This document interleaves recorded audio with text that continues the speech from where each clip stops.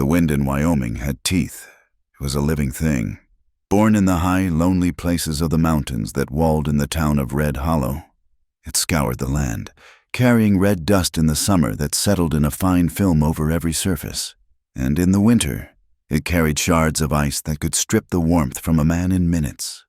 Red Hollow existed in defiance of this wind, a small, stubborn collection of clapboard buildings huddled against the granite bluffs. Its single dusty street a testament to the fragile nature of progress. It was in this place, in the autumn of 1883, that Ethan Cole had made his solitary home. Not in the town itself, but in a small, sturdy cabin tucked into a fold of the mountains overlooking the pass. He was a man carved from the same hard material as the landscape. His face was a map of long days under a relentless sun and longer nights under a cold sky. The lines around his eyes and mouth etched deep. His hands, calloused and scarred, were rarely still. They were hands made for work, for holding reins, for the cold steel of a rifle. But they had long forgotten the feel of a softer touch. Ethan had once been a railroad scout, a man who read the land as others read a book. But that life was behind him. Now, he kept a few head of cattle, trapped for furs, and kept to himself. He had built walls around his heart as surely as he had built the stone chimney of his cabin. Inside those walls, he had buried the man he might have been a husband, a father. He had buried the desire for a normal life in the same scorched earth that had claimed his family years ago. Victims of a fire and the bandits who had set it. Love, he had learned, was an invitation to loss. Connection was a weakness. Survival was a solitary business. And Ethan Cole was a survivor. He asked nothing of the world, and in return, he wanted only to be left alone. Far from that mountain pass, Alice Hart was traveling toward it. Her world contained within a single trunk and a heart full of bruised but not broken hope. At 26, she possessed a quiet strength that her gentle features belied. She was the new schoolteacher for Red Hollow's one-room schoolhouse, a position she had accepted out of sheer necessity. She had fled the East, leaving behind the smoldering ruins of her reputation. A scandal. They had called it a lie. She knew it to be. She had defended a poor student, a boy accused of theft by a wealthy trustee's son, and in return, she had been painted with the tar brush of impropriety, her character questioned, her career destroyed. So she came west, to a place where a person's past was supposed to be their own business. She sought not a grand adventure, but a quiet place to do the work she loved, to teach children how to form their letters and see the world through the pages of a book. She wanted to rebuild her life on a foundation of simple decency, a commodity she hoped was more plentiful on the frontier.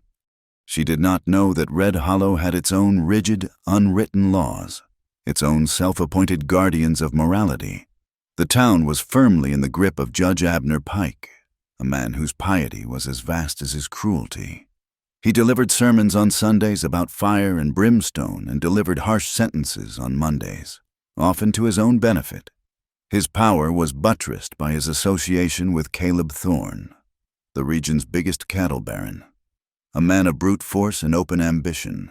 Together, they ran Red Hollow, wrapping their greed in the flag of righteousness. The question of what justice truly meant in a land so far from the reach of formal law was a question the people of Red Hollow had learned not to ask too loudly. The stagecoach rattled and swayed, and Alice held on to the worn leather strap, watching the landscape grow wilder, more imposing. The sky, clear an hour ago, was turning a bruised, ominous gray. The driver, a grizzled man named Silas, squinted at the horizon. "Wind's picking up," he grumbled. "Feels like snow." His words were an understatement. Within the hour, the world outside Alice's window dissolved into a swirling vortex of white. The wind shrieked like a banshee, and the snow came down not in flakes, but in a blinding, horizontal torrent. The horses whinnied in protest, their breath pluming in the frigid air. The coach slowed to a crawl, fighting for every inch of ground on the narrow track that cut along the edge of the canyon. Alice's knuckles were white where she gripped the strap. She could feel the coach lurching, the wheels slipping on the rapidly accumulating snow and ice. Silas was shouting curses at the horses in the storm, his words swallowed by the gale.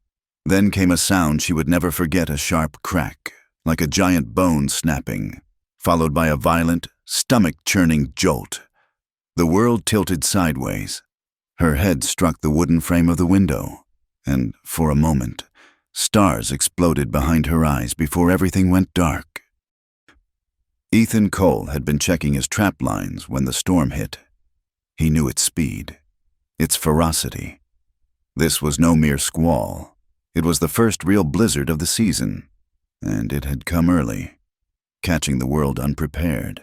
He was making his way back to the cabin, his head bowed against the wind, when a flicker of movement through the white chaos caught his eye. It was the dark shape of the stagecoach, canted at a sickening angle. One of its wheels shattered, teetering precariously on the lip of the canyon. He didn't hesitate. He pulled his hat down low and urged his horse forward, the animal picking its way through the snow with practiced care. He found the driver, Silas, lying in the snow, his leg bent at an unnatural angle, his face pale with pain and cold. "The wheel hit a frozen rock," Silas groaned, clutching his leg. She's still inside."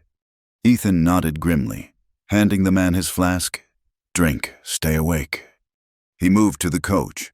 The door was jammed, wrenched from its hinges. He put his shoulder to it, his muscles straining, and forced it open with a groan of tortured wood. Inside, slumped on the floor, was a woman. Her bonnet had fallen away, revealing dark hair dusted with snow that had blown in through the broken window. A small cut was bleeding on her temple, but she was breathing, with a gentleness that would have surprised anyone who knew him. Ethan gathered her into his arms. She was lighter than he expected.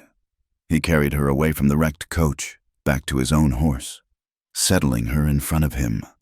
He wrapped his oilskin coat around her as best he could, shielding her from the worst of the storm.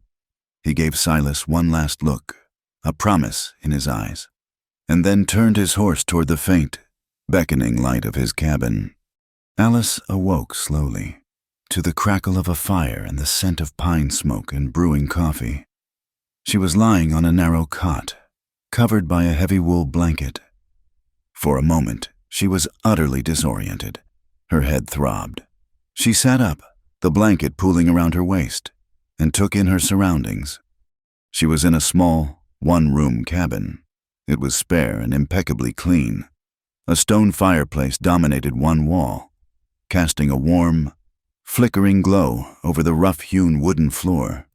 A rifle rested on pegs above the mantelpiece. On a small table, a single lantern burned.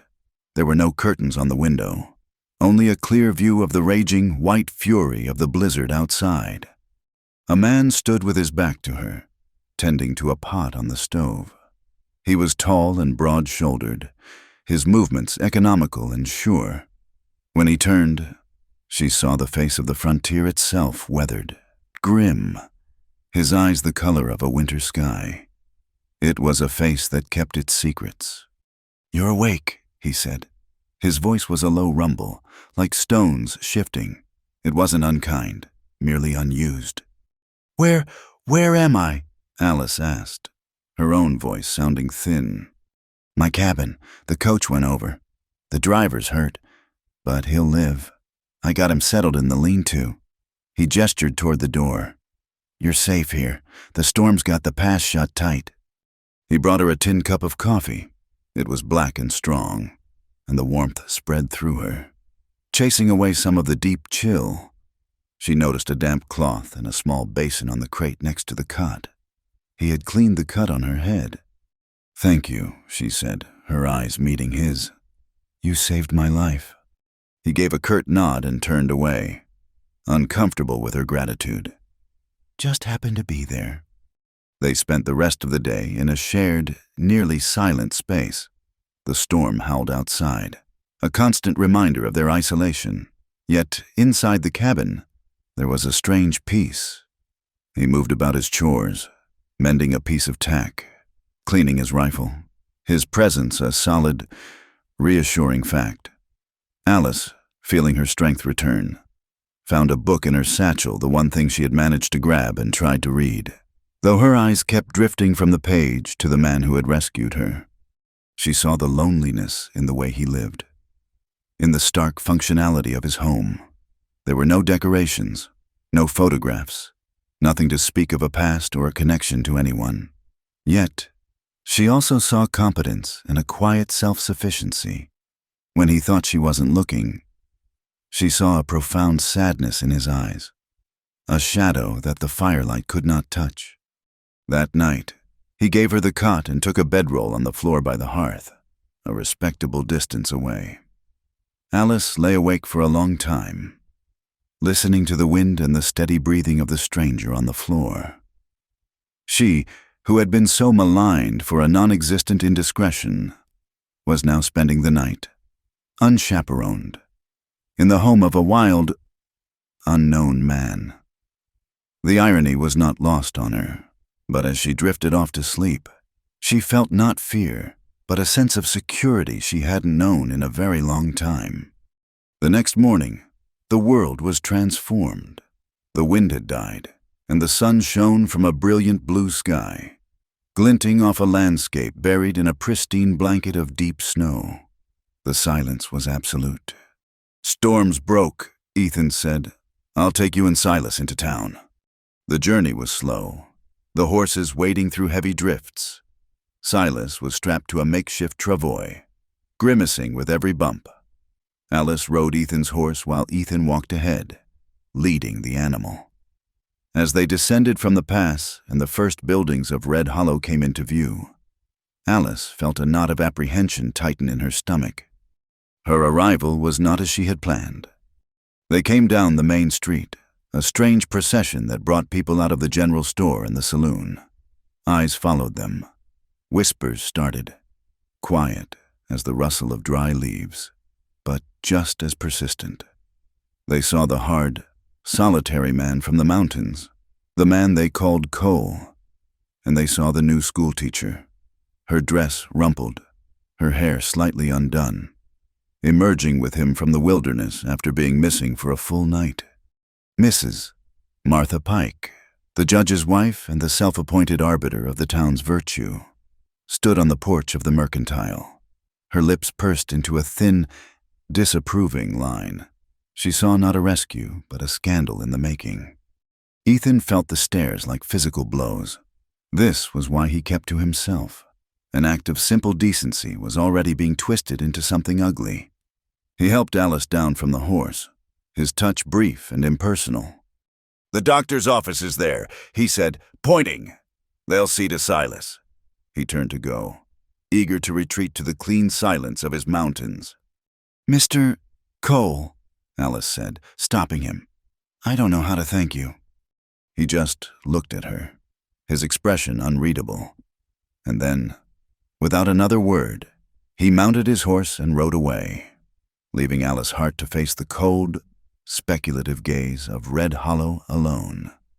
The rumor was already taking flight. A poisonous bird taking wing in the clear winter air, the new schoolteacher had spent her first night in Wyoming in the cabin of a wild man, and in a town like Red Hollow. A verdict was often delivered long before any evidence was heard. The whispers followed Alice Hart like her own shadow.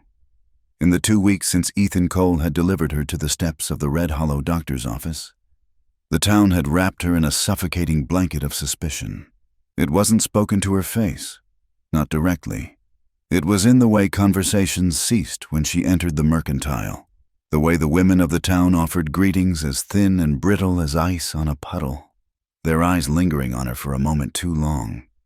She threw herself into her work, finding refuge within the 4 walls of the schoolhouse. The children, at least, were untainted. They came with scuffed boots and earnest faces, eager to learn their sums and trace the elegant curves of the alphabet. They saw her only as teacher, in their presence. She could almost forget the silent judgment that awaited her outside the door. She found a small room to board in at the home of the blacksmith's widow. A quiet, weary woman who asked no questions and offered lukewarm coffee in the mornings. It was a lonely existence, but Alice was no stranger to loneliness. She told herself it was enough. Ethan Cole, for his part, had vanished back into his mountains. He had done his duty and wanted no part of the fallout. He knew how these things worked. In a place like Red Hollow, a good deed was often just a seed that grew into a thorny problem. He had seen it before. A man helps a neighbor round up stray cattle and is later accused of rustling when one goes missing. A woman offers a hungry stranger a meal and is branded a loose woman. He had rescued a woman from a blizzard. The town saw something else entirely. It affirmed the grim lesson his past had taught him. Entanglement was a trap. He stayed away, tending to his cattle and his silence. The simmering pot of public opinion was brought to a boil on a Sunday, not in the saloon, but in the house of God. After the regular sermon, Judge Abner Pike, his face a mask of solemn gravity, announced a special town meeting to be held that Wednesday. The topic, he declared in a voice that carried to the back pews, was the preservation of our community's moral character. Every eye in the church darted toward Alice. She felt the heat of their collective gaze, a physical force that made her wish the floor would swallow her whole. The meeting was held in the same church, but the atmosphere was different. The air, usually thick with piety, was now charged with the electric thrill of impending condemnation. The room was packed. Judge Pike sat at a table at the front, his Bible placed squarely before him, a prop to lend his words divine authority. Caleb Thorne stood near the wall, his massive arms crossed over his chest, his presence a silent promise of force to back the judge's words. Ethan was there, standing in the shadows at the very back, a place he always chose if he had to be in a crowd. He had come into town for supplies and had been drawn in by the palpable tension, a morbid curiosity he couldn't suppress. He watched Alice walk in, her head held high, though he could see the slight tremor in her hands. She sat alone in the front pew, a small, solitary figure in a sea of accusers. Pike began with a long-winded oration on the founding principles of Red Hollow, painting it as a bastion of virtue in a savage wilderness. He spoke of family, faith, and the sacred duty to protect their children from corrupting influences. He never mentioned Alice by name. He didn't have to. We have entrusted the future of this town, the very souls of our young ones, to a teacher, he intoned, his voice resonating with false sorrow. It is a position of unimpeachable trust. A teacher must be a beacon of propriety, a living example of modesty and righteousness. Her reputation must be as white as the driven snow. He paused, letting the implication hang in the silent room. Therefore, he continued, his voice hardening, when events occur that cast a shadow, no matter how small, upon that reputation, we are forced to ask difficult questions. We cannot allow even the appearance of impropriety to take root in our schoolhouse. When a woman, a stranger to our ways, arrives under questionable circumstances. He let the sentence drift. He looked out over the crowd, his gaze sweeping over them, finally landing on Alice for a single, piercing moment. We must consider if she is fit to mold the minds of our children. We must consider if her continued presence serves the good of Red Hollow, or if it threatens the very foundations of decency we have worked so hard to build. A murmur went through the crowd. Martha Pike, seated in the second row, nodded her vigorous approval. Alice sat ramrod straight, her face pale but her expression defiant. She wanted to stand up, to shout the truth, to tell them of the blizzard, of the shattered wheel, of the simple, respectful kindness of the man who had saved her. But she knew it would be useless. They didn't want the truth. They wanted a sacrifice. From the back of the room, Ethan watched, a cold, familiar anger coiling in his gut. It was a kangaroo court, a public shaming disguised as civic duty. He saw the self-righteousness on their faces, the quiet satisfaction of people tearing someone down to build themselves up. He knew this poison. It had seeped into the foundations of the world. He kept his jaw locked, his body rigid. This was not his fight. To step forward would be to chain himself to her fate, to invite the town's venom into his own solitary world. Asterisk, saving someone only gets you dragged into their disaster. A voice in his head whispered. It was the voice of experience, the ghost of his past. He remained in the shadows, a silent, unwilling witness. Pike's threat was clear resign, or be fired. The meeting ended, the crowd dissolving. Leaving Alice sitting alone in the empty church, the verdict had been passed. The next day, a heavy gloom hung over the schoolhouse. Alice tried to teach, but her heart wasn't in it.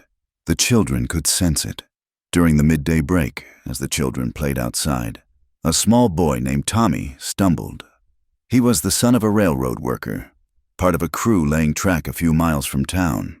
These workers and their families lived in a rough, temporary camp of tents and shacks, and were viewed by the townsfolk with a mixture of fear and contempt. They were outsiders, transients, considered dirty and uncivilized. Tommy was a quiet boy with large, serious eyes. When Alice reached him, his face was flushed and his skin was hot to the touch. He was shivering despite the relative warmth of the day. "I'm cold, teacher," he whispered, his eyes glassy. Before she could get him inside, his eyes rolled back in his head, and he collapsed in a heap at her feet. Panic flared in her chest, but she pushed it down, her training taking over. She carried the boy inside and laid him on a bench, covering him with her own shawl. It was a fever, and a bad one. She needed to get him to the doctor and then to his parents. Dr. Adams, a man who bowed to public opinion as much as to the Hippocratic Oath, confirmed her fears. "It's a nasty fever. All right, spreading through the railroad camp. I hear—" He gave her a small bottle of quinine. "Give him this, but I'm not going out there. It's no place for decent folk." His refusal was a slap in the face. Alice looked at the sick child in her care, his breathing shallow. She would not abandon him.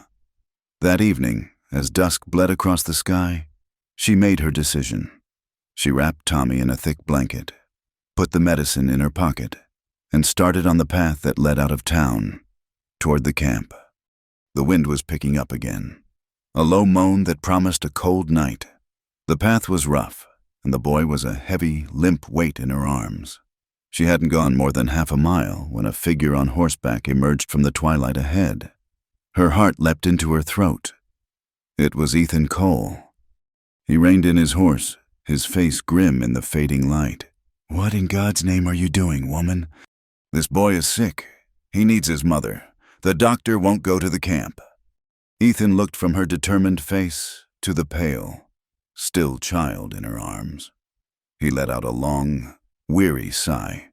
It was the sigh of a man seeing his worst fears realized. He was looking at another disaster in the making, and he was standing right in the middle of it. He fought the urge to turn his horse and ride away, to leave her to her foolish, noble quest, but he couldn't.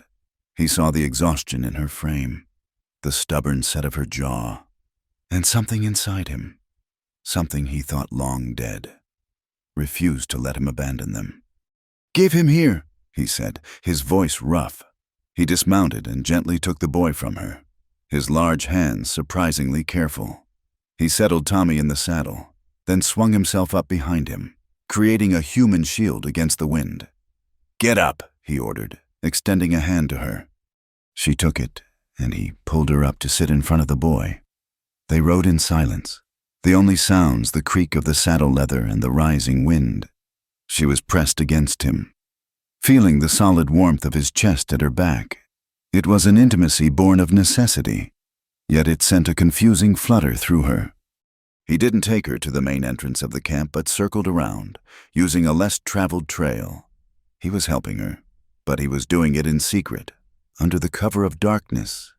He was a man at war with himself. They found Tommy's mother in a ragged tent, her face etched with worry. The relief that washed over her when she saw her son was so profound it was painful to watch.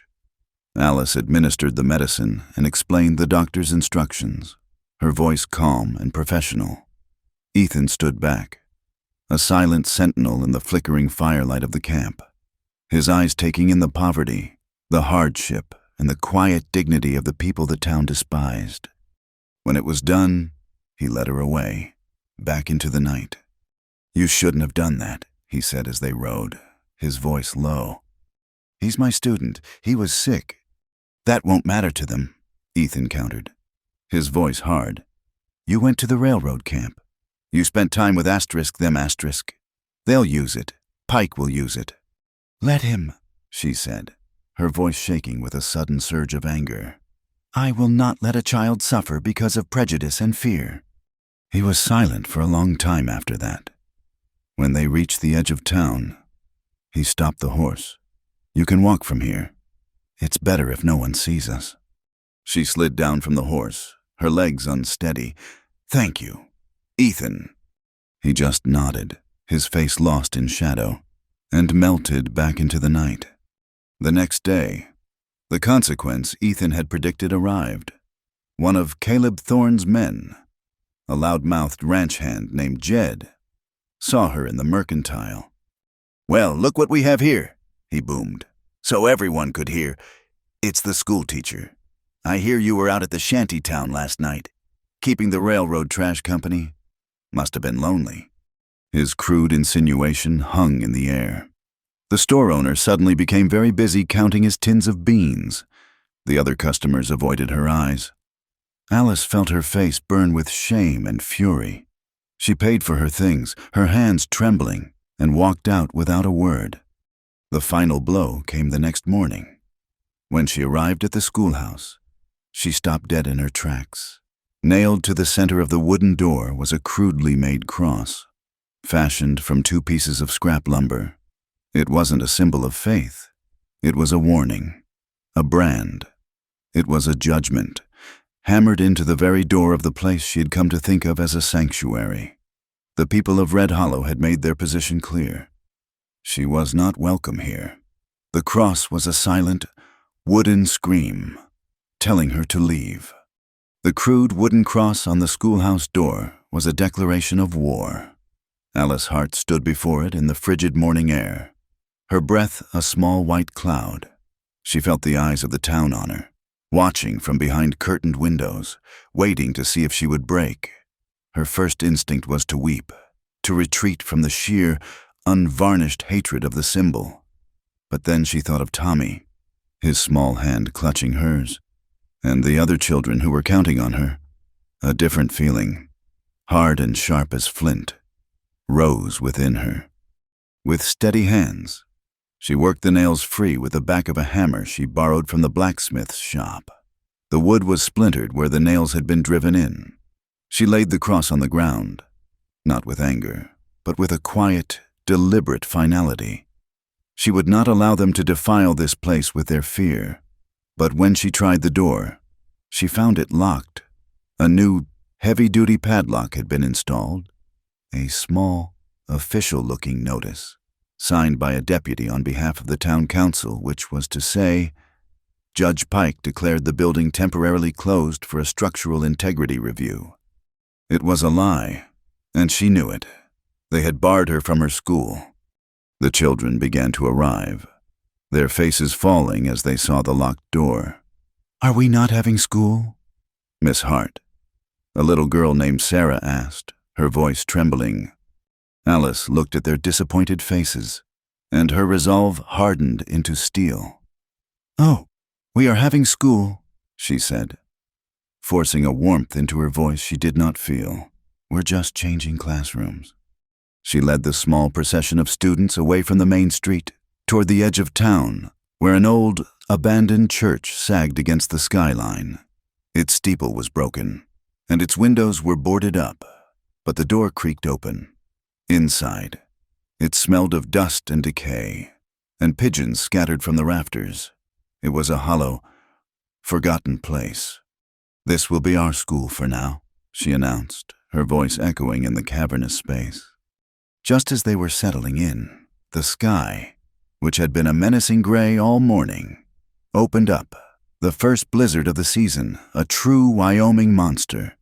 descended upon Red Hollow, burying the town in a shroud of white. The wind howled through the broken steeple, and snow drove through the cracks in the boarded-up windows. The cold was a physical entity, seeping up from the stone floor, biting at their fingers and toes. Alice kept the children huddled together, leading them in songs and recitation to keep their minds off the cold. She had no illusions about the danger. They had little food and no way to build a fire. From his cabin, Ethan Cole watched the storm obliterate the world. He had seen the locked schoolhouse earlier and had seen Alice lead the children to the old church. He had called her a fool under his breath. Now, as the blizzard raged, a different word came to mind: courageous and trapped. He cursed himself, the town, and the savage weather. He had sworn not to get involved, but the image of them in that derelict building, cold and vulnerable, gnawed at him. He was a man who understood the deadly power of the cold. With a grunt of resignation, he pulled on his heaviest coat, loaded his sled with a saw, a hammer, and a generous supply of dry, split pine, and headed into the teeth of the storm. He made no grand entrance. He simply appeared at the church door, a formidable figure caked in snow, the sled behind him. He didn't speak to Alice, barely even looked at her. He went to work. He pried boards from the windows, not to let in light, but to use for fuel. He found the old, rusted-out stove in the vestry, cleared its flue with a practiced hand, and within the hour, had a small but determined fire going. Then, he set about patching the main door, which was hanging precariously on one hinge, stuffing the gaps with scraps of cloth to keep out the shrieking wind. He worked with a silent, focused intensity. The children watched him with wide, curious eyes. Alice wanted to thank him, but she sensed that words were the wrong currency. He was not doing this for her, she thought, or even for the children. He was doing it because it was a necessary task, a battle against the elements. And that was a language he understood. When he was finished, he retrieved a wrapped bundle from his sled, a side of cured venison, and a loaf of hard bread, and set it on a pew. Then, as quietly as he had arrived, he was gone, disappearing back into the white fury of the storm. He had provided for them, repaired their shelter, but he had kept his distance, a wall of silence between them as solid as the church's stone walls. The makeshift school in the abandoned church became a flashpoint. For Alice and her students, it was a haven. For Judge Pike and his followers, it was an act of open defiance. Martha Pike, a woman whose charity never extended beyond her own reflection, mobilized her moral ladies' society. They were a flock of crows in bonnets, descending upon the town with a petition to have Alice formally dismissed. They went from house to house, their whispers more damaging than any shout.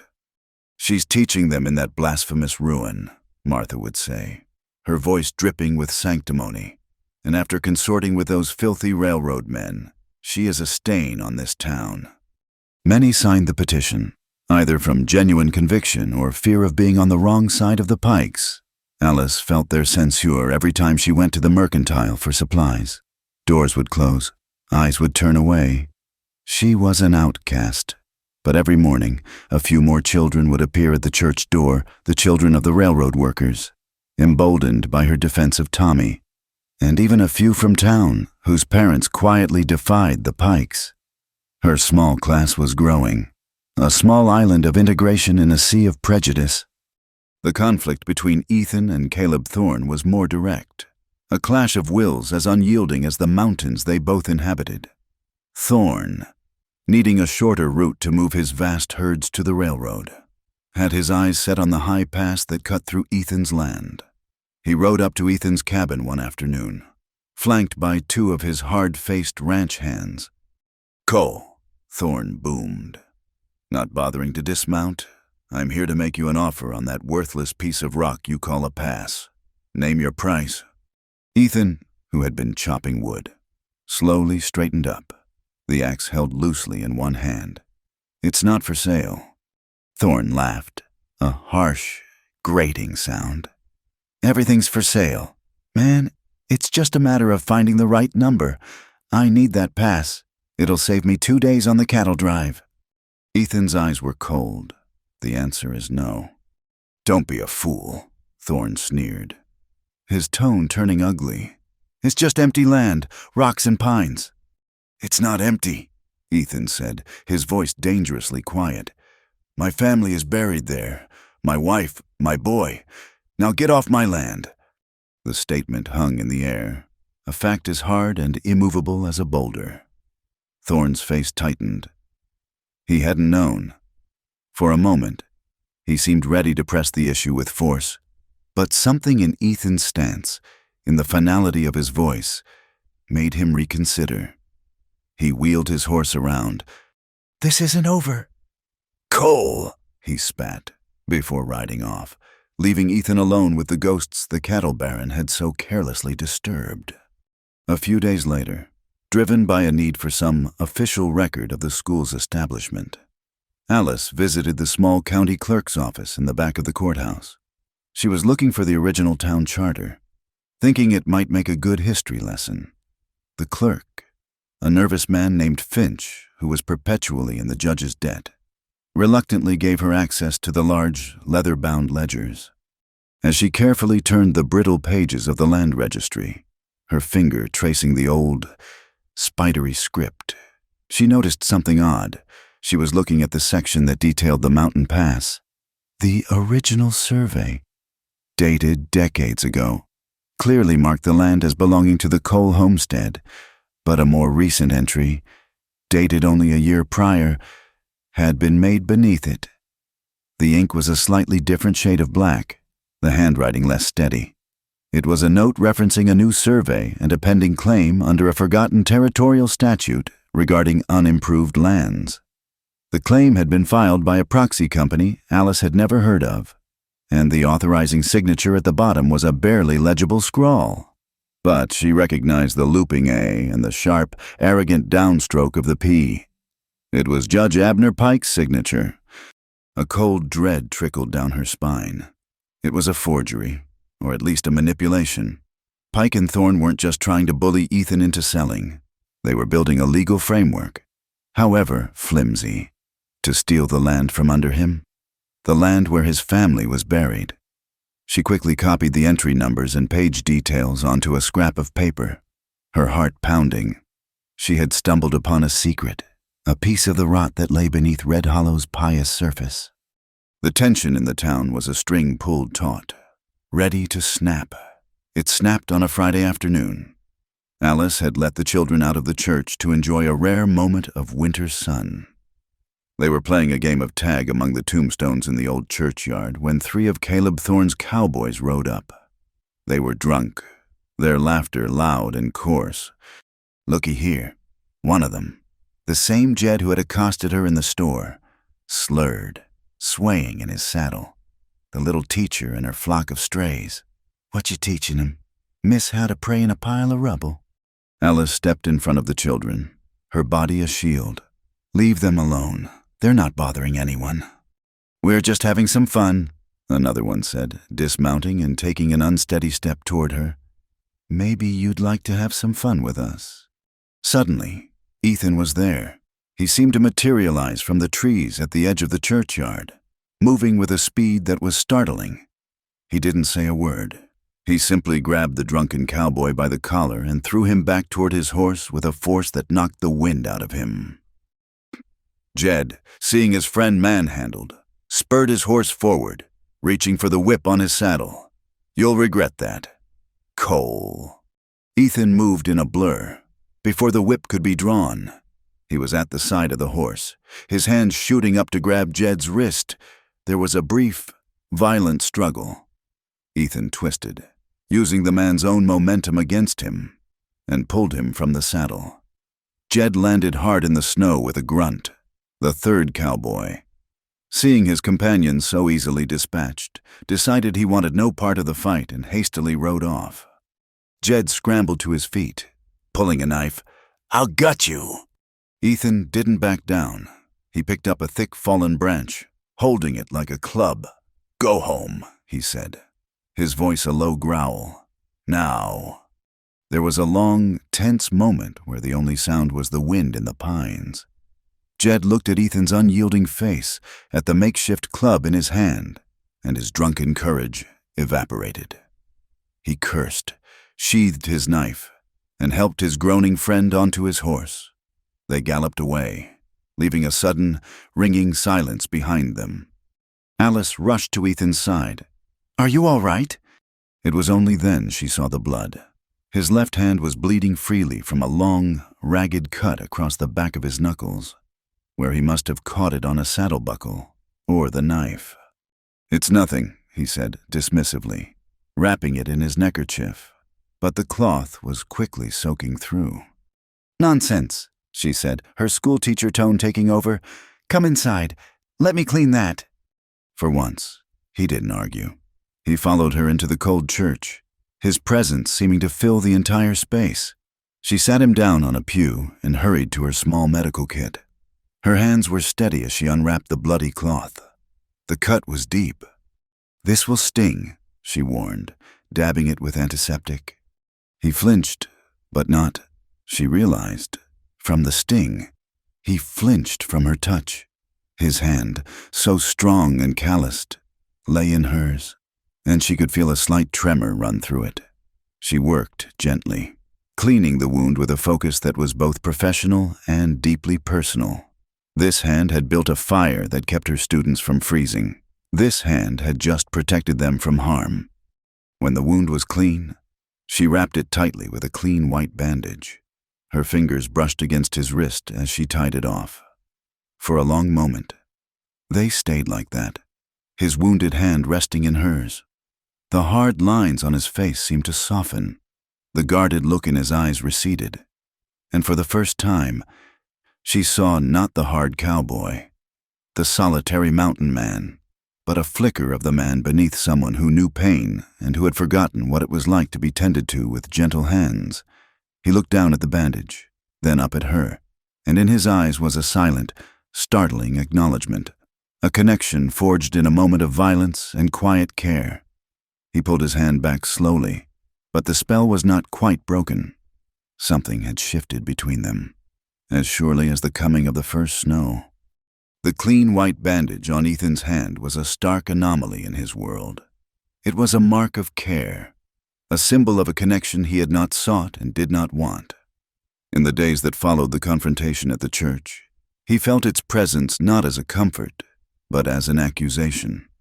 Every time he looked at it, he was reminded of Alice's touch, of the quiet competence in her gentle hands. And that reminder brought the ghosts rushing back. He found himself standing at the high pass more often, near the two simple wooden markers that stood watch over the graves of his wife, Sarah, and their son, little Jacob. The wind was always stronger here, a constant, mournful cry that echoed the hollowness inside him. He had been away, scouting for the railroad. When the bandits came, he had returned to a smoking ruin, to a silence that was more terrible than any scream. His failure to be there, to protect them, was a wound that had never closed. It was a private, festering guilt that had dictated the terms of his life ever since. Now, watching Alice Hart stand up to an entire town, seeing her shield those children from harm, had stirred that guilt from its slumber. When he'd thrown that cowboy to the ground, the flash of protective rage had felt terrifyingly familiar. It was the same instinct he had failed to act on years ago. He was afraid of it. He was afraid that to care for someone again, to feel the urge to protect them, was to invite the same devastating loss. To love was to build a house in the path of a forest fire. He had survived the first blaze. He knew he would not survive another, and so he fought it, retreating deeper into himself, reinforcing the walls around his heart. Alice, too, was engaged in a battle with her own fears. The whispers and the cross had been followed by a more insidious campaign of isolation.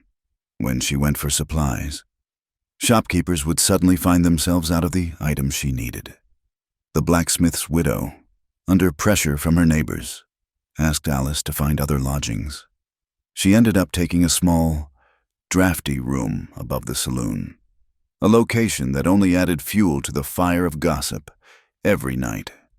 The raucous noise from below was a reminder of her precarious position, of how easily her reputation could be shattered beyond repair.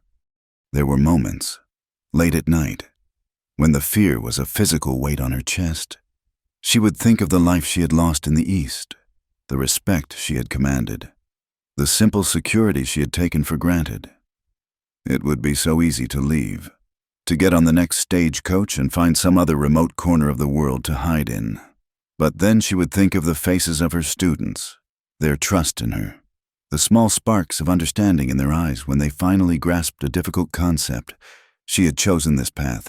She had chosen to teach. To run now would be to betray not only them, but the last remaining piece of her own self-respect, her gentle hands, which the town saw as a sign of Eastern weakness, were her strength.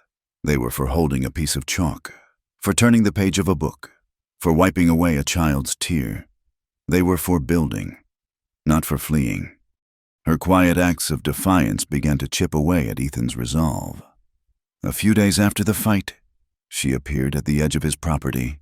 He met her with a guarded, unwelcoming silence. She didn't try to engage him in conversation.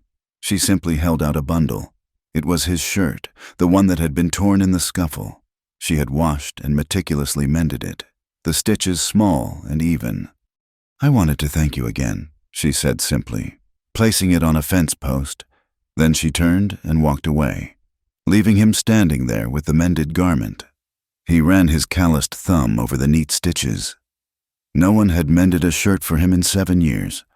The simple, domestic act was a ghost of a life he had forsaken, and it struck him with more force than any punch. He found himself watching her from the cover of the trees. He saw her working with the railroad families, showing them how to build cold frames to protect a few hardy vegetables against the coming winter. He saw her organizing the older boys, directing them as they built a small, wobbly fence around the old churchyard, creating a designated safe place for the children to play. She was creating a small pocket of civilization, of order and hope. In the middle of chaos, she was nurturing life in a place that seemed determined to crush it. He was drawn to the light she created. Even as he told himself he belonged in the shadows. The fragile truce in Red Hollow was shattered by the cry of a wolf. The heavy early snows had driven the packs down from the high country, hungry and bold. One night, they swept through the lower pastures of Caleb Thorne's ranch, leaving behind a scene of carnage, a dozen head of cattle slaughtered, their carcasses littering the snow-covered fields. Thorne was a man who did not believe in acts of God. He believed in enemies. He rode into town the next morning, his face a thundercloud, and went straight to the saloon, the unofficial town hall. Ethan was there, nursing a rare whiskey, when Thorne burst through the doors. It was Cole. Thorne roared, his voice silencing the room. He pointed a thick, accusatory finger at Ethan. "My cattle were slaughtered last night on a wolf pack, but they weren't just hunting. They were driven, funneled right into my pasture." He stalked toward Ethan, his eyes burning with fury. "No one knows these mountains like you, Cole. No one knows the ways of the wolf like you. You're angry about the pass. You're trying to ruin me, to drive me out." Ethan rose slowly from his chair, his body tense. "You're a fool. Thorne, I had nothing to do with your cattle." Liar, Thorne spat. "You've been nothing but trouble since you decided to champion that teacher of yours." He turned, playing to the crowd, his voice taking on the righteous tone he had learned from Judge Pike. "It's the two of them. They're in it together. He defends her when she consorts with the railroad trash, and now he's trying to destroy my livelihood. They are a poison in this town, stirring up trouble, turning nature itself against us." The accusation was audacious, but in the paranoid atmosphere of Red Hollow, it found fertile ground. Ethan was the outsider, the man of the mountains, who understood wild things. It was easy to believe he could command them. And Alice was the fallen woman who had bewitched him. The narrative was simple, powerful, and damning. The men in the saloon looked from Thorne's enraged face to Ethan's cold, defiant one, and their allegiance shifted. Ethan Cole and the schoolteacher were no longer just suspect. They were the enemy. The weight of the town's judgment was now squarely on both their shoulders.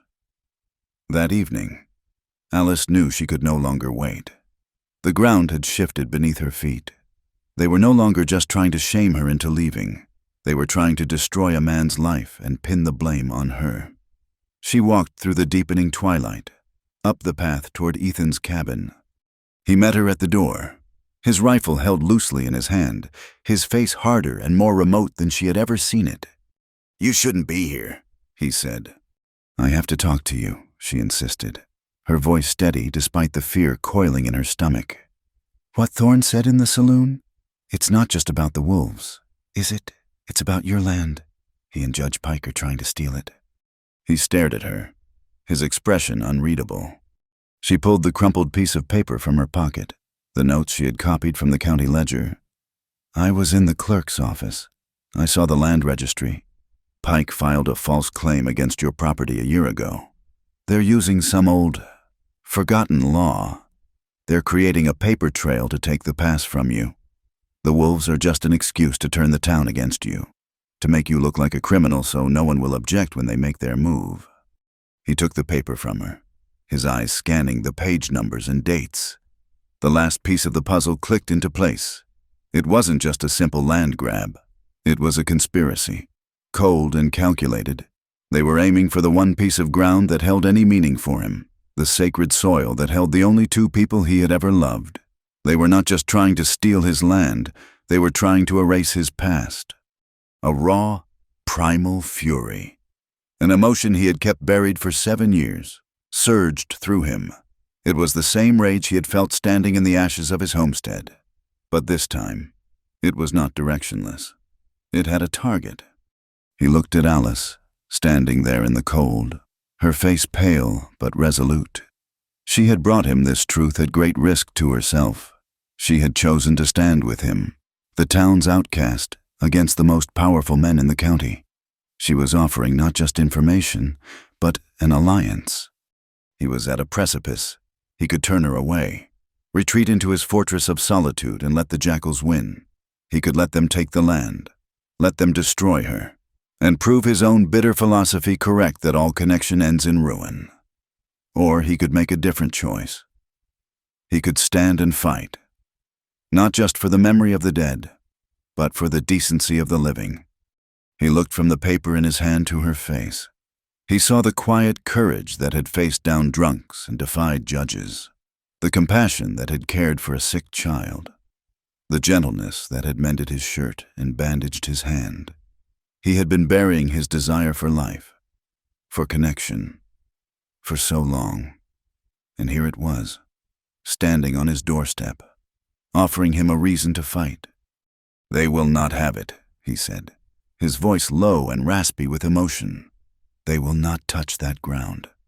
He looked directly into her eyes, and for the first time, she saw the walls around his heart crumble, revealing the fierce, loyal man within. "What do we do?" she asked. He folded the piece of paper and tucked it safely into his pocket. His decision was made. He would no longer be a passive victim of fate. "The ledger is in the courthouse," he said, his mind already working, the old scout's instincts taking over. "A copy is just a copy. To beat a man like Pike, you need proof no one can deny. We need the book itself, or a photograph of the page." He was no longer just helping her. He was with her. They were in this together. And by agreeing to this course of action, Ethan Cole knew he was stepping out of the shadows for good, preparing to face Abner Pike and Caleb Thorne in a battle he could not afford to lose. The plan was born of desperation, and its execution required a ghost's touch. Ethan, with his scout's knowledge of shadows and silence, was the ghost.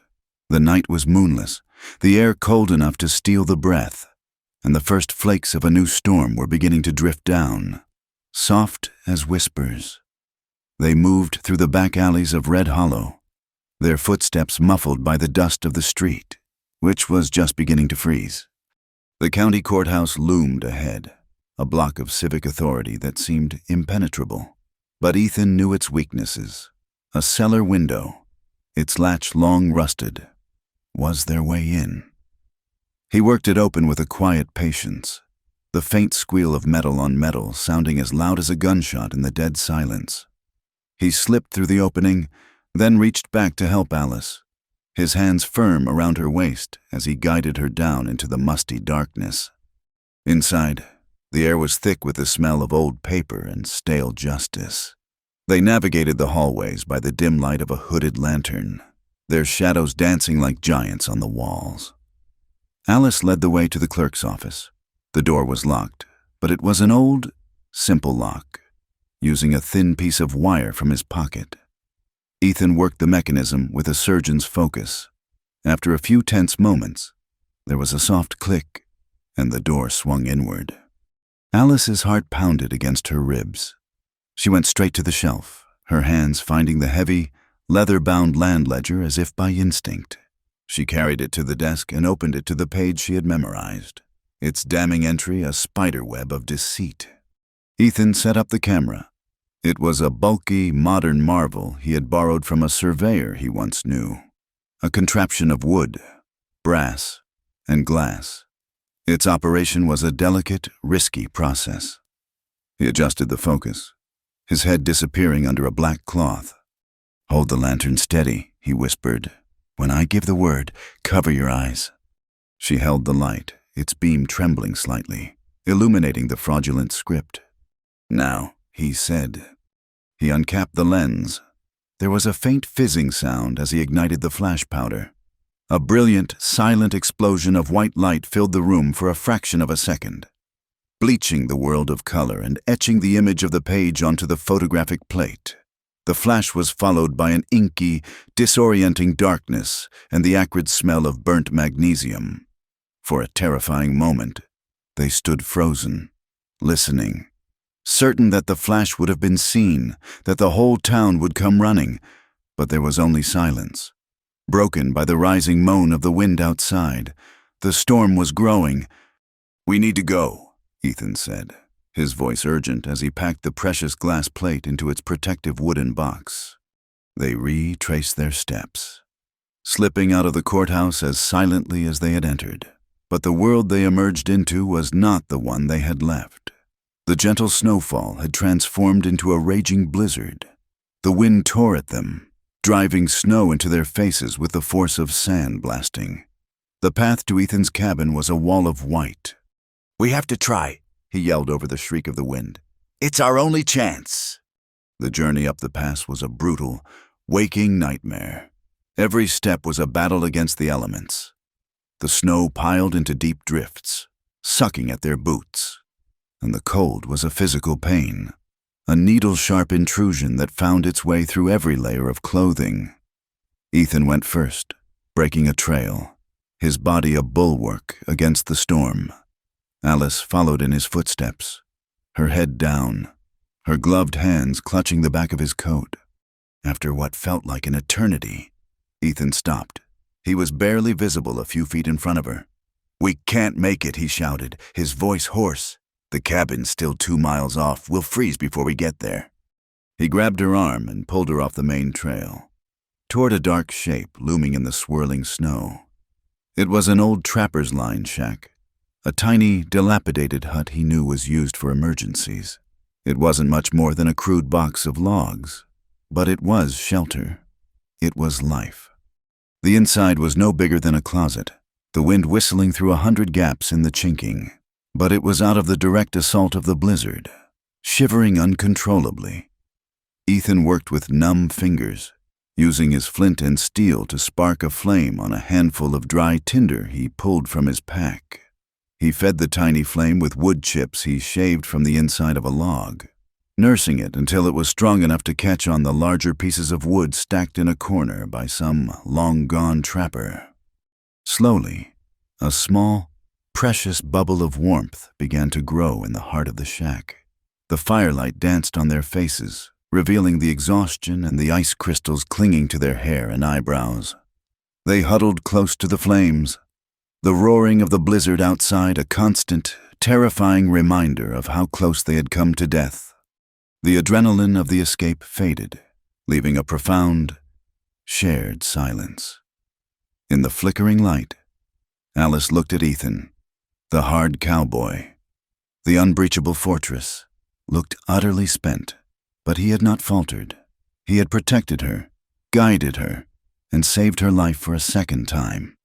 She looked at his hands, spread toward the fire.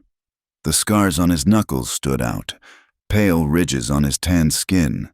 They were a testament to a life of hardship, of fighting, of holding on. "You never talk about them," she said, her voice soft, barely more than a whisper. "Your family."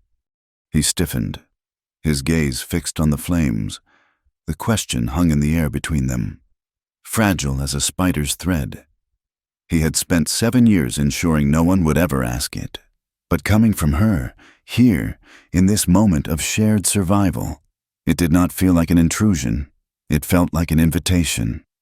"There's nothing to say," he said, his voice rough. "They're gone." "But you're not," she countered gently. "You're still here, but you live like a ghost." His shoulders sagged, a lifetime of guardedness giving way.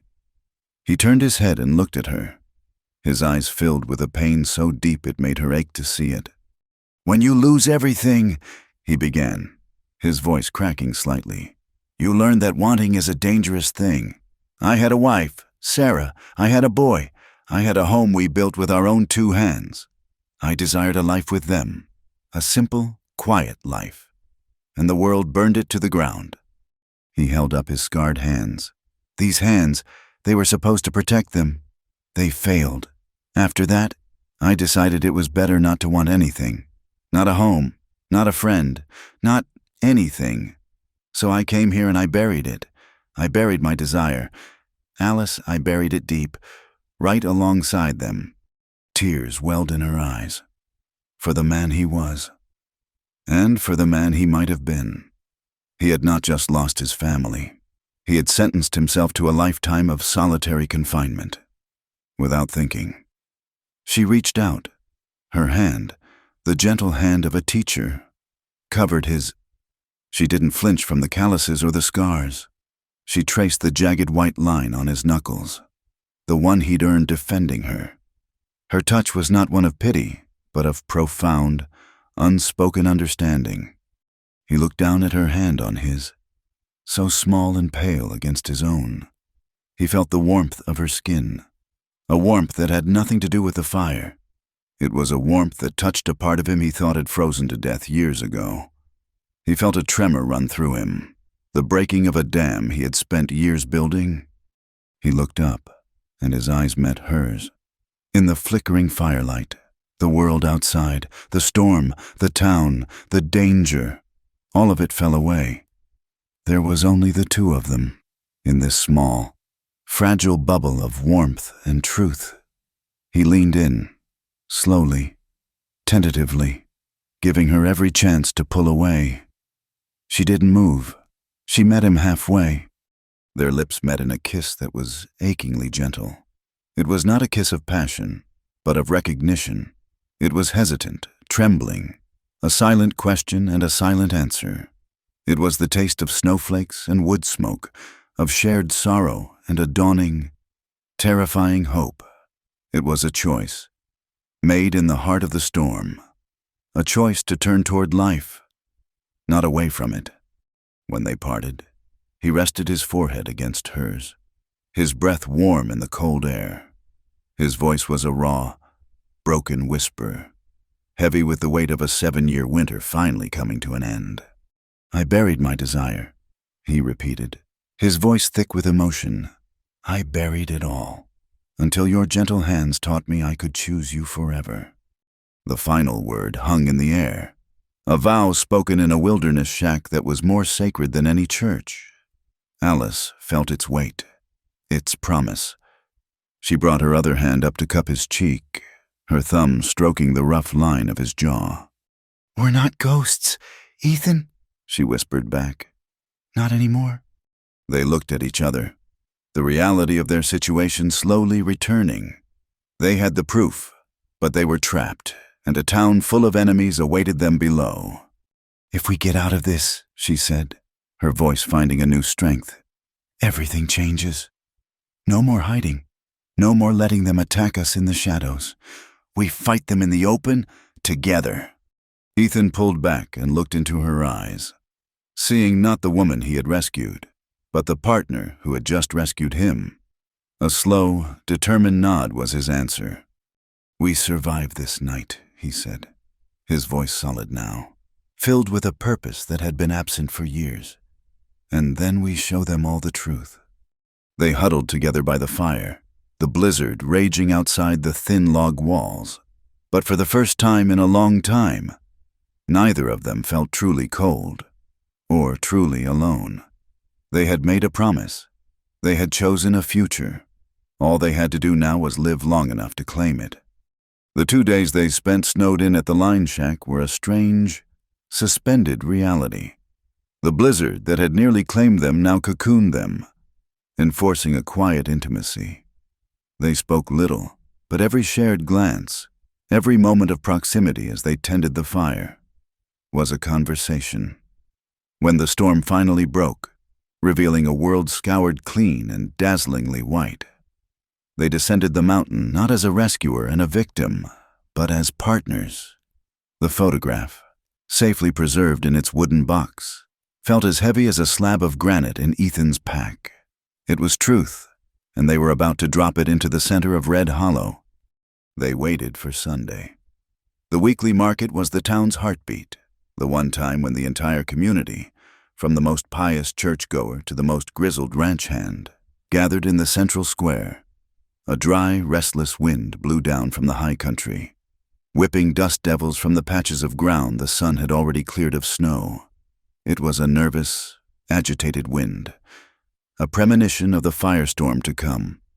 Alice and Ethan walked into the square together. A hush fell over the crowd. Conversations faltered, heads turned. To see the reclusive mountain man and the disgraced schoolteacher walking side by side, their expressions a mixture of grim determination and quiet solidarity, was a spectacle. They were no longer hiding, and their open alliance was a direct challenge. Ignoring the stares and the whispers, Alice walked to the center of the square, where a sturdy shipping crate served as an impromptu auction block. She stepped onto it, her small figure suddenly elevated, visible to everyone. Ethan stood at the base of the crate, his arms crossed, his stance that of a man who had chosen his ground and would not be moved. People of Red Hollow, Alice's voice, clear and practiced from years of commanding a classroom, cut through the market day chatter. "For weeks, you have been told lies about me, and for years, you have been living under the thumb of men who use the law not for justice, but for their own gain." Judge Abner Pike, who had been holding court near the Mercantile, turned, his face a mask of disbelief and fury. Caleb Thorne, standing beside him, took a menacing step forward, but Pike put a hand on his arm, restraining him. "I have been accused of being unfit to teach your children," Alice continued, her gaze sweeping over the crowd. "But the real corruption in this town has nothing to do with me. It has to do with greed. It has to do with this." She held up the photograph. It was a single, stark image black script on a white page. "This is a photograph of a page from the county land ledger, a page that shows a fraudulent claim, filed in secret by Judge Pike, to steal the land at the mountain pass belonging to Ethan Cole." A collective gasp went through the crowd. This was a direct accusation, backed by what looked like undeniable proof. Pike's face turned a mottled purple. He strode forward, his piety replaced by raw, naked rage. "This is an outrage, a slanderous accusation from a desperate, unchaste woman. She consorts with railroad trash and wild men, and now she dares to question my integrity." He pointed a trembling finger at her. "She is a liar and a temptress, sent to poison our community deputy. Arrest this woman for public defamation." The town's lone deputy, a young man named Miller, who owed his job to Pike, looked nervously from the judge to the unyielding figure of Ethan Cole. He took a hesitant step forward. Ethan didn't move, but his voice was a low growl that carried over the wind. "You'll not touch her." The town was frozen in a tense standoff. The truth had been laid bare, and authority was being challenged. It was in this charged, volatile moment that Caleb Thorne gave a subtle nod to Jed and two other cowboys who had been lingering near the edge of the square. They slipped away, unnoticed in the drama. Pike, seeing the deputy hesitate and the crowd murmuring, decided to press his advantage. "She has no proof, only the word of a fallen woman and the threats of a violent recluse. They are the source of our troubles, the wolves that killed your cattle. Thorne, the dissension among our good people. It all started with them." His words were cut short by a new sound, a panicked shout from the end of the street. "Fire! The grain store is on fire!" Every head swiveled.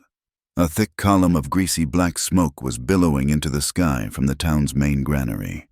Before anyone could react, the dry wind caught a fistful of burning embers and flung them across the street. They landed on the dry shake roof of the adjacent livery stable. Within seconds, the stable also exploded into flame. Panic erupted. The confrontation in the square was forgotten, replaced by a primal fear. The fire, fed by the relentless wind, was moving with terrifying speed, leaping from roof to roof, threatening to consume the entire wooden town. People scattered, screaming, trying to save their wagons, their goods, themselves. Caleb Thorne allowed a grim smile to touch his lips. The chaos was perfect. In the aftermath, it would be easy to blame the two troublemakers. But Ethan Cole was not a man built for chaos. He was a man forged by it. The roar of the flames, the smell of the smoke. It was the stuff of his nightmares. But this time, he was not a helpless victim. He was a protector. He vaulted off the crate, his eyes scanning the scene not with panic, but with a scout's analytical calm. "Water buckets," he yelled, his voice a commander's roar that cut through the hysteria. "Form a line from the well. Get the women and children to the riverbank." His voice, filled with an authority born of absolute purpose, broke the spell of fear.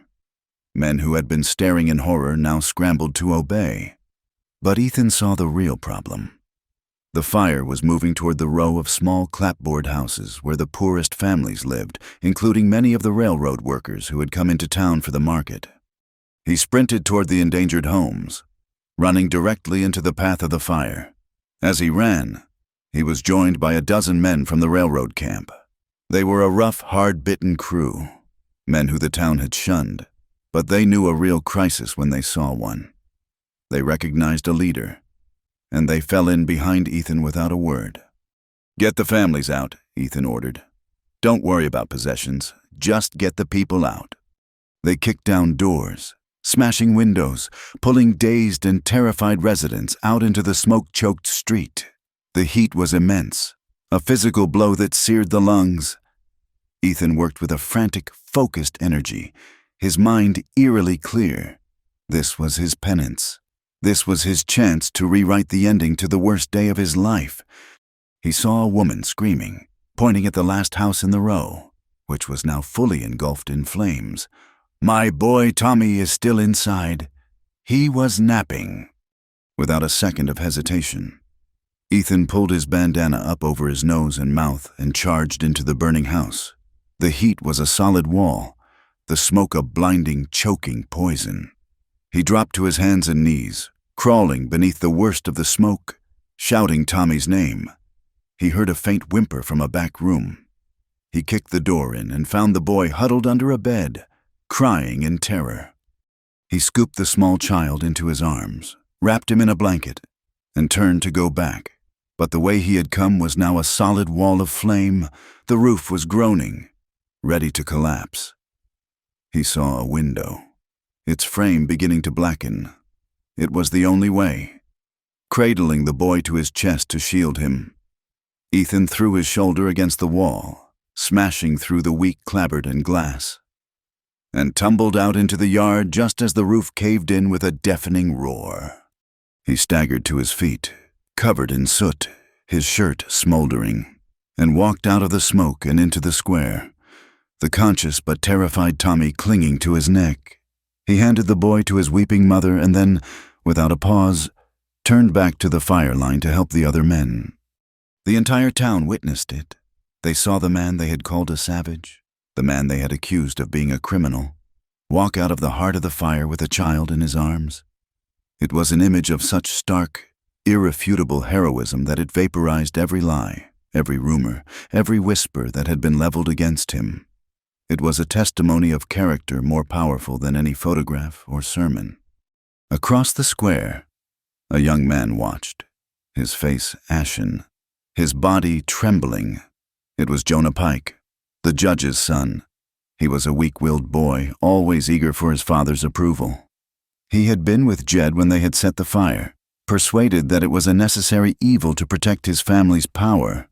He had been told no one would get hurt. Now, watching the inferno his actions had unleashed, seeing a child nearly perish, he felt something inside him shatter. The sight of Ethan Cole's selfless bravery was a mirror that showed him his own cowardice, his own monstrous complicity. The weight of it was too much to bear.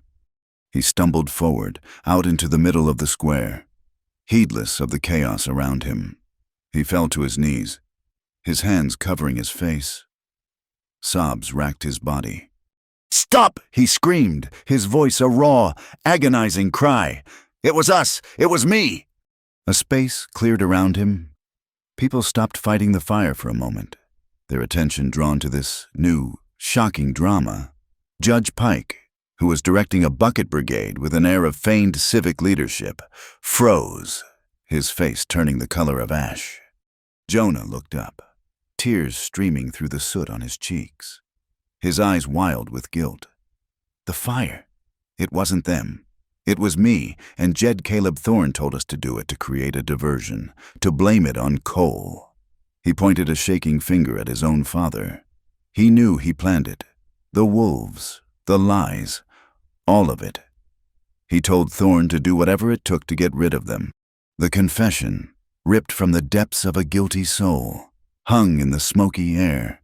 It was a truth so ugly and so complete that no one could doubt it. The crowd turned, a single body with 1,000 eyes, and stared at Judge Abner Pike. They saw him not as a leader, but as a man who would burn their town to the ground to protect his lies. The authority he had wielded for so long, built on a foundation of fear and false morality, crumbled to dust in that single, devastating moment. The crowd, which had been so quick to judge Alice and Ethan, now stood in stunned, shamed silence, their own prejudice laid bare by the firelight and a young man's broken confession. The smoky air of Red Hollow hung thick with the ashes of burned buildings and the embers of a shattered social order. Jonah Pike's confession had been a lightning strike, illuminating the rot at the town's core and leaving Judge Abner Pike standing exposed. His authority incinerated more completely than the grain store. The crowd, a silent, shame-faced mob, had surrounded the judge, their former deference replaced by a cold, simmering anger. Caleb Thorne stood near his wagon, his hand on his pistol, his eyes darting about for an escape route that no longer existed. It was into this tableau of ruin and revelation that a new figure rode. He was a tall man with a square jaw and weary eyes, his duster coat bearing the faint outline of a badge pinned to the vest beneath. He was a U.S. Marshal, and he moved with an air of quiet, implacable authority that was utterly alien to Red Hollow. He reined in his horse, his gaze taking in the smoldering buildings, the accused judge, and the small, soot-stained woman who stood beside Ethan Cole. "Miss Alice Hart," the marshal asked, his voice calm and even. Alice, startled, nodded. "Yes." "Marshal Brolin." He introduced himself. "I received your letter in Cheyenne a week ago. It seems I've arrived at a timely moment." He dismounted, his eyes sweeping over the scene. "Your letter detailed a conspiracy to commit land fraud and use of intimidation. From the looks of things, you left a few things out." A collective shock rippled through the onlookers. She had written to a federal marshal. She hadn't just been fighting them here, she had gone over their heads, appealing to a higher law, a justice that couldn't be bought by the local cattle baron or twisted by the local judge. Marshal Brolin's eyes settled on Caleb Thorne. Caleb Thorne. By the authority of the United States government, I'm placing you under arrest for conspiracy, mail fraud in relation to false land claims, and suspicion of arson. Thorne's hand twitched toward his gun, but the cold, steady look in the marshal's eyes stopped him. He was a bully, not a fool. He knew when the game was up. He raised his hands in sullen surrender as the deputy, Miller, now eager to be on the right side of the law, hurried forward to cuff him. All eyes were on Thorne's arrest, and in that moment of distraction, Abner Pike, a cornered rat with nothing left to lose, saw his chance. He grabbed his son, Jonah, who was still kneeling in the dust, and hauled him to his feet. "Get up, you worthless fool," he hissed, his face a mask of desperation. Then he lunged for Alice. He was surprisingly fast. Before Ethan could react, Pike had an arm locked around Alice's throat, pulling her back toward a horse that was still hitched to a nearby rail. He shoved a small derringer into her side. "Everybody stay back," Pike shrieked, his voice cracking with hysteria. "I'm leaving. Anyone follows, she dies." He scrambled onto the horse, dragging Alice up in front of him, a human shield. He kicked the horse into a desperate gallop, heading not for the open plains, but for the one place he thought he might find refuge, the mountain pass. Ethan didn't waste a second. He was already sprinting toward his own horse, his mind a cold, clear instrument of pursuit. As he swung into the saddle, he saw Marshal Brolin mount up to follow. "The pass is my home," Ethan yelled to him. "I know every rock and every trail. Let me go first. You follow my tracks." The marshal gave a curt, trusting nod, and Ethan dug his heels in, the horse leaping forward, eating up the ground in pursuit of the man who held the only thing in the world he had left to lose. The chase up the mountain was a desperate, brutal affair. A new squall had descended on the high peaks, a final, spiteful gasp of winter. The wind howled, driving pellets of ice and snow that stung the skin. Pike was riding recklessly, his only thought to escape, but the land itself was Ethan's ally. Ethan knew which shortcuts to take, which game trails would shave precious minutes off the pursuit. He gained on them as they reached the higher, more treacherous part of the pass. He could see Pike's horse struggling on the icy, narrow trail. Jonah, riding double with his father at first, had been forced onto his own horse, which was tied to his father's, but the animal was slipping badly. Ahead of them lay the most dangerous crossing, a deep chasm spanned by a swaying rope and plank bridge, a relic from the early mining days. Ethan spurred his horse for one final burst of speed, closing the distance. He was 50 yards behind when he saw Jonah's horse lose its footing entirely. Sending the boy tumbling into the snow just before the bridge, Pike didn't even stop. He cut the lead rope and galloped onto the bridge, leaving his son behind. Ethan reined in beside the fallen Jonah, who was holding a rifle his father had forced him to carry. The boy looked up, his face a mess of terror and shame. "He left me," Jonah whispered, his voice full of a terrible, final disillusionment. "He's a desperate man." "Jonah," Ethan said, his voice hard but not unkind. He dismounted, keeping his eyes on Pike, who was halfway across the groaning bridge. And desperate men make everyone around them a victim. You stood up in the square. You told the truth. That's the man you have to be right now. Not his son, your own man. Jonah looked at the rifle in his hands, then at his father, who was now a silhouette against the swirling snow on the far side of the bridge. With a sob, he threw the rifle down into the snow. "I won't help him, not anymore." "Good lad," Ethan said. He turned his full attention to the bridge. Pike had dismounted and was dragging Alice toward the far side. Ethan started across the bridge on foot, his movement steady and sure despite the violent swaying. The wind shrieked through the chasm below. Alice struggled against Pike's grip, trying to give Ethan an opening. "Don't come any closer," Cole Pike screamed, his voice thin against the gale. "I'll throw her over." "Let her go, Pike," Ethan said, his voice a low, steady command. "It's over. There's nowhere left for you to run." As he spoke, there was a terrible tearing sound. The main anchor rope on the far side of the bridge, frayed by years of weather and strained by the horse's weight, began to unravel. The planks beneath Pike and Alice tilted violently. Alice screamed as she lost her footing, her hand slipping from Pike's grasp. For a heart-stopping second, she was airborne, a dark shape against the white abyss. Ethan moved in a blur. He lunged forward, throwing himself flat onto the collapsing bridge, his arms shooting out, his fingers closed around her wrist, the jolt of her weight nearly pulling him over the edge. The bridge gave another groan, and then a section of it tore away, leaving them dangling over the chasm. Ethan's grip the only thing between Alice and certain death. Pike, unbalanced and terrified, scrambled for purchase on the remaining planks. He slipped on a patch of ice, his arms pinwheeling, and with a final, pathetic scream, he fell. He didn't fall into the chasm. He landed with a sickening thud on a wide, snow-covered ice ledge about 20 feet below, a natural shelf in the rock face. He lay there, a broken, moaning heap. Ethan's attention was only on Alice.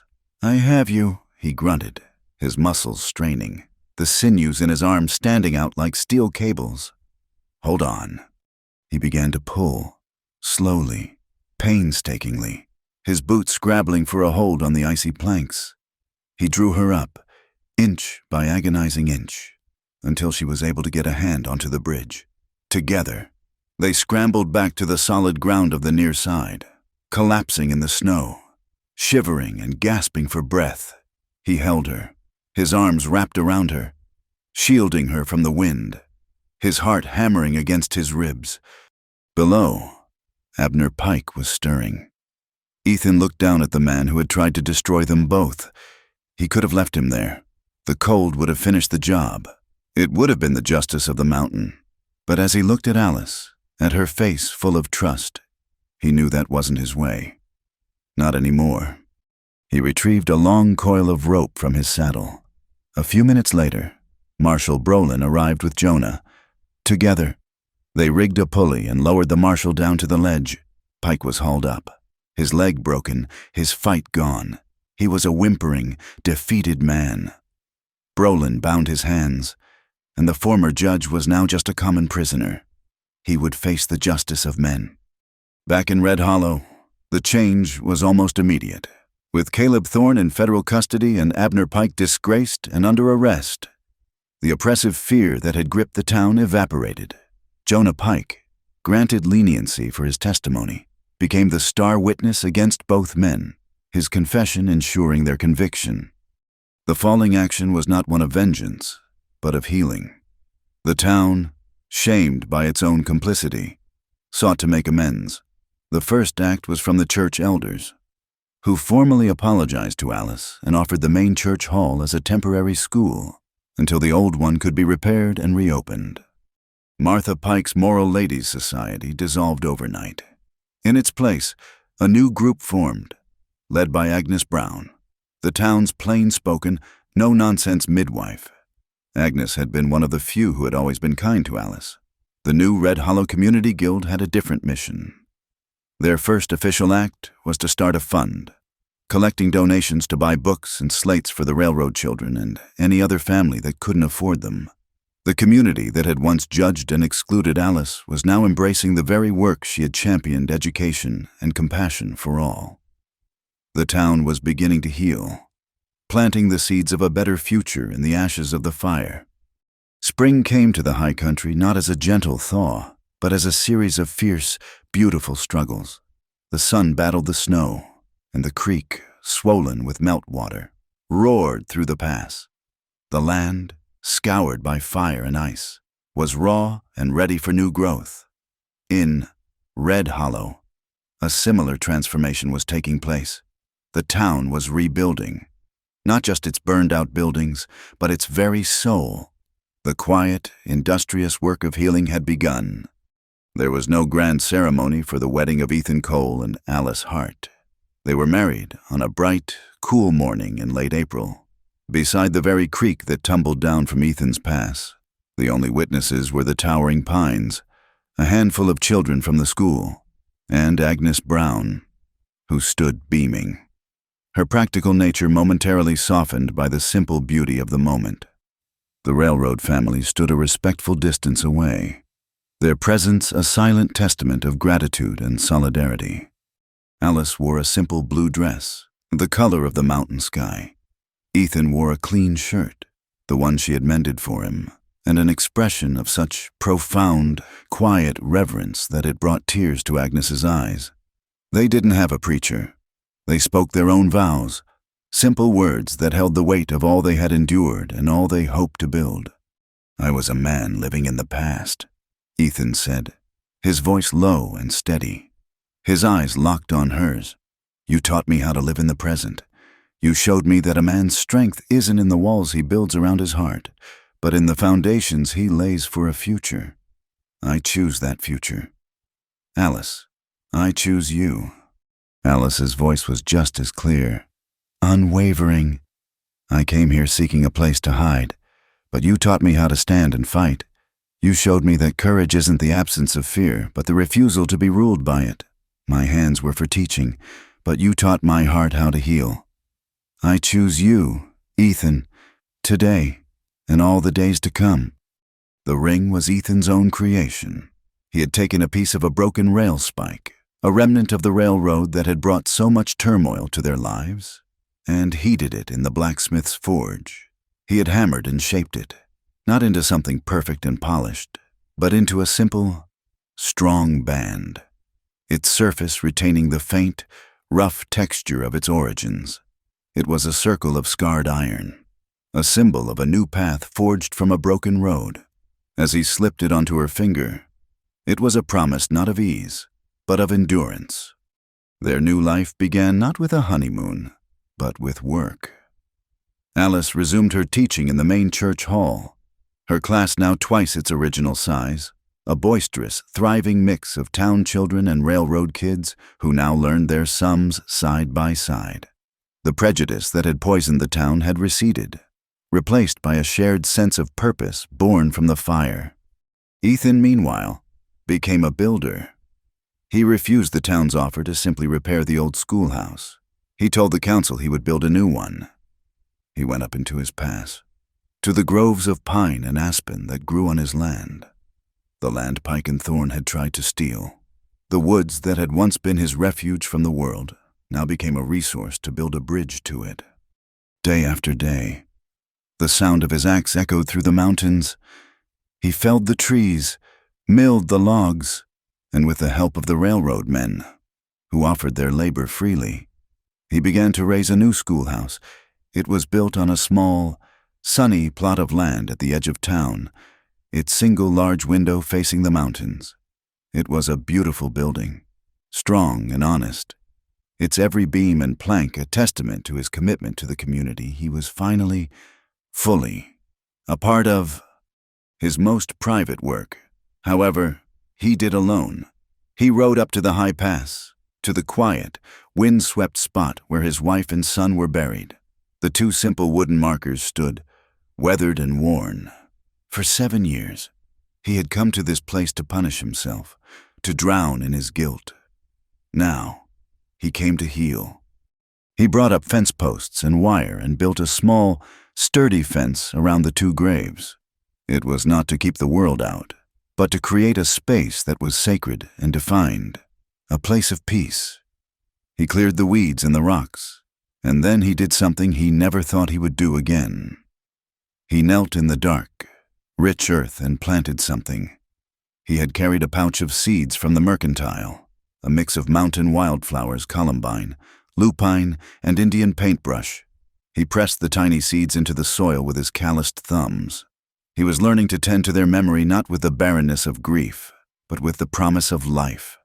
He was learning to remember them not as a constant, aching loss, but as a part of the man he had been, the man who had learned to love again. ****. 1 year later, The new schoolhouse was filled with the sound of children's voices and the warm, golden light of a late autumn afternoon. The scent of pine from the log walls mingled with the smell of chalk dust and old paper. Alice stood by the blackboard, a fond, proud smile on her face as she listened. Tommy, the boy Ethan had carried from the fire, stood at the front of the class, reading from a piece of paper in a loud, clear voice. "What is justice?" he read, the title of his own essay. Justice is not just what a judge says in a courthouse. Justice is when a man runs into a fire to save a boy he barely knows. Justice is when people who were once enemies learn to build a school together. Justice is when everyone gets to learn, no matter where they live or who their father is. And justice is a promise to be good to each other, even when it's hard. He finished and sat down to a round of applause from his classmates. Alice's eyes were misty. In the back of the room, leaning against the wall, Ethan watched the scene, a small, sleeping bundle held securely in his arms.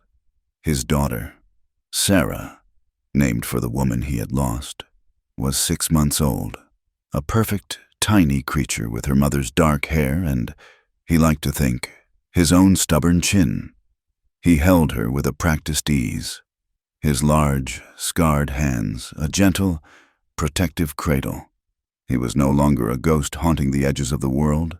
He was a husband and a father, rooted in the center of a life he had never thought possible.